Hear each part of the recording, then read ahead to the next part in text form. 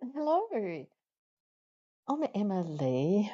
I'm a Trawalway woman from Tebraquina country, which is northeast Tasmania. I'm also a professor at the National Centre for Reconciliation, Truth and Justice here at our beloved Federation University. It's an absolute honour to be able to speak with you today. I acknowledge our beautiful, wonderful ancestors and elders, the people who give us our law and culture, the ways to live a fantastically healthy life in connection to country. And it is that connection to country which forms part of our health profiles.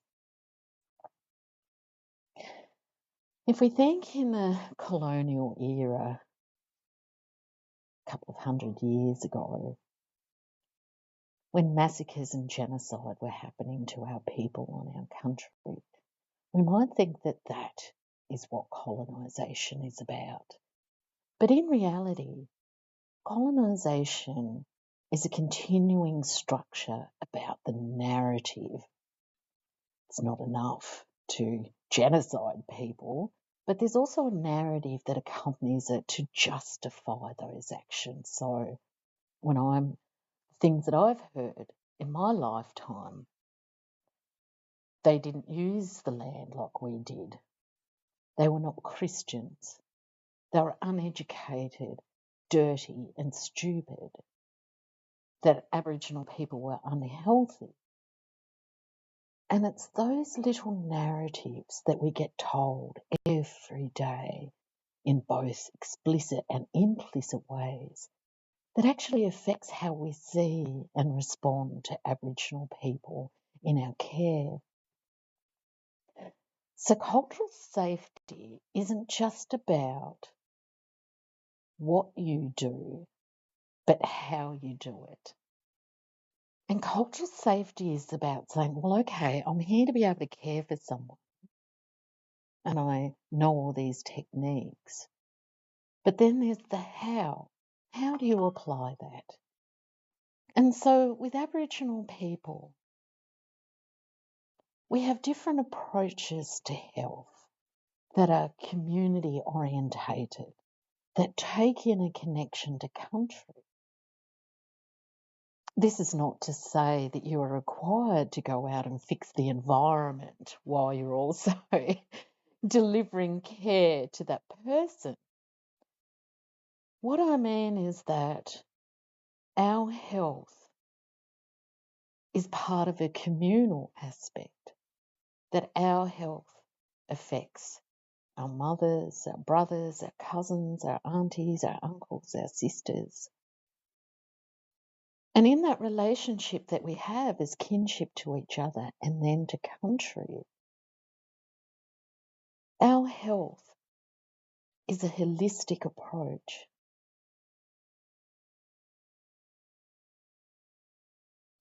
And that's quite a different way of looking at health. That to be healthy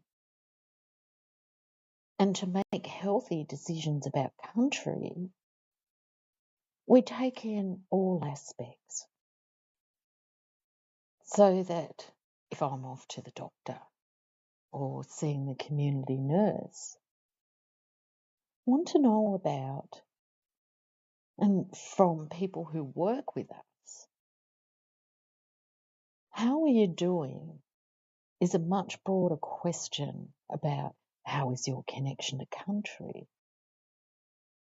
Are you worried about our elders? Is that affecting your health? Are you concerned about our young people and that's causing trauma? So many of our people have been denied the rights of education, employment, and even citizenship going back. And so, poor diets that we never ever had because we were always healthy populations.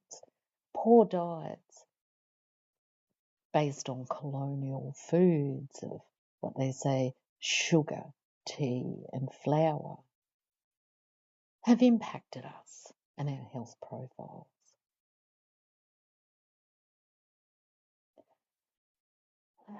So it may be questions about not is your diet okay, but understanding that having options about native foods is really important to us. Not as a prescriptive, oh, you should be eating native foods, but as a means to engage with us as a client basis. If your diet's poor, Auntie, are you looking at getting out there to see what else might be growing in country to keep you happy and healthy? Now, you don't have to believe this. You don't have to practice it yourself. But cultural safety is understanding how that care is delivered. And that care coming from you can be about asking questions that are relevant to us. It could be as simple as that make you a warrior for Aboriginal health rights. Bias in healthcare is part of that narrative, that colonial narrative that all Aboriginal people are bad, sick, evil. And so bias, which is taught to all of us, both Aboriginal and other Australian, can be a killer. Recently in Australia, coronial inquiry found that a young Aboriginal man from New South Wales who had said to his family, if I go to hospital, I won't come out because know that racism kills. And yet he was so ill, he took that chance and he went to the hospital complaining out of pain, which he said was on a 10 out of 10 scale. And he could hear his stomach bursting. And out of that coronial inquiry that's only just finished up, every healthcare professional looked at him and said, as an Aboriginal man, there must be drug addiction. And they sent him home, where he died. And that narrative of Aboriginal people are drug addicts prevented care, prevented a rational response that if someone turns up in pain, terrible pain, that they weren't even given the dignity of being believed, that they certainly weren't giving the respect of knowing his own body. And certainly there wasn't an approach for those healthcare workers to say, is that the right question I'm asking myself?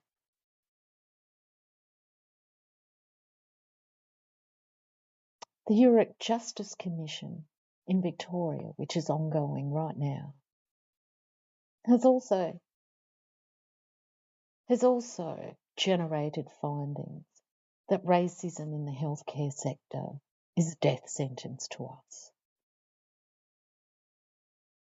At no point in time do I believe that these individuals are actually out there to kill Aboriginal people through a lack of health care.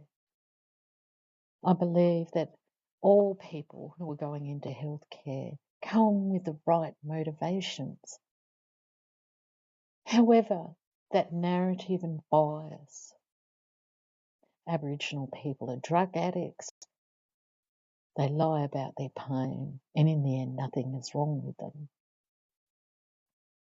Not one person stopped to say, is that a healthy belief that I have about a client that I don't share with any other sector in society? Not women, not old people, not young people. And taking that one tiny little moment to ask yourself, am I exhibiting bias? Am I treating this Aboriginal person the same as anyone else? What do I need to think of before I ask that question? You could actually save lives. You could create the beginnings of trusted relationships between Aboriginal peoples and the health sector that says we are not liars, we feel pain, and that we deserve the right of healthcare the same as any other Australian. And just by that belief that we deserve the same healthcare as everyone else, you can change worlds. You can change whole generations. You can change an approach that actually begins to heal these toxic colonial relationships between Aboriginal and other Australians. Reconciliation can be as simple as saying to an Aboriginal client, what do you need to feel safe here?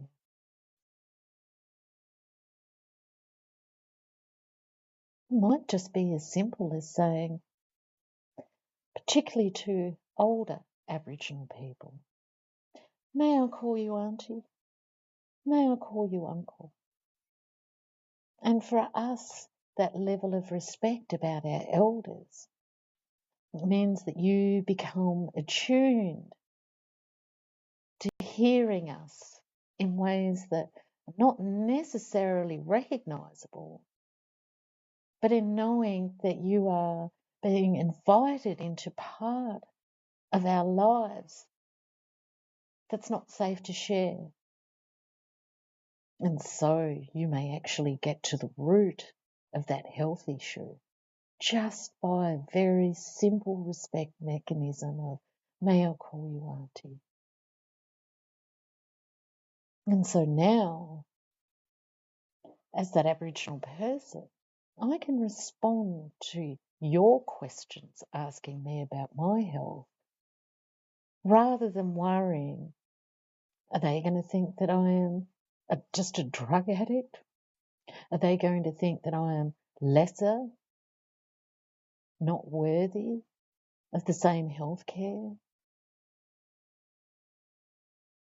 And to relieve our anxieties, that we will be given the best of your treatment just through a very simple aspect of being able to introduce yourself and asking us how we might want to be referred to within our cultural framework is the very definition of cultural safety.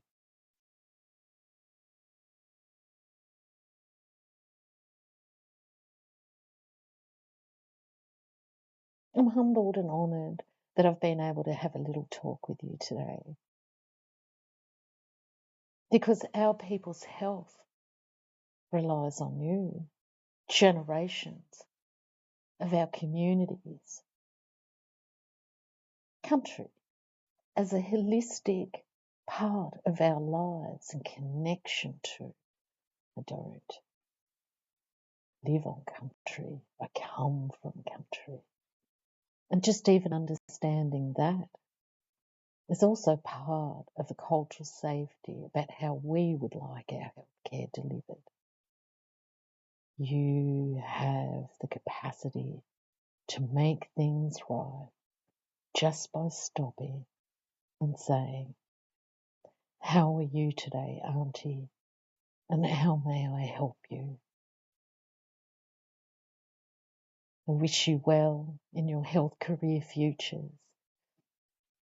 And I look forward to our future generations coming to you as that place and space of welcome, safety, and healing together through your wonderful and magnificent efforts.